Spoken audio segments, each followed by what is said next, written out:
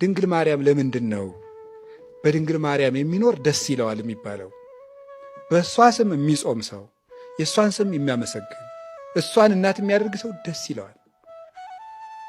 እና ብዙ ጊዜ ስለ እመቤታችን እዚህ ውስጥ ያለ ሰው በጎ ሕሊና እንዳለው የታወቀ ነው። ጉዳዩ ግን የምናደርገው ነው የሚጠፋን። እና በእሷ ሁነ ደስ እንዲለ ምን እናድርገው ነገርኳችሁ። ሲበሽቃችሁም ውዳሴ ማርያም ድገሙ፣ ደስ ሲላችሁም ድገሙ። የእውነቴን ነው።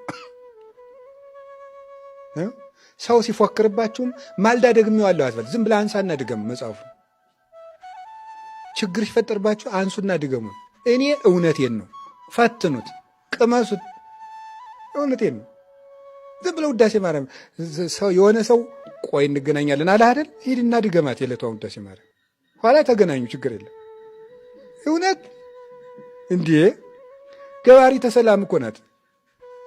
ሰላም ምድርና ሰማያት የታረቁ እኮ በሷ ማህፀን ነው። ሰውና እግዚአብሔር የታረቁ በድንግል ማርያም ማህፀን ነው።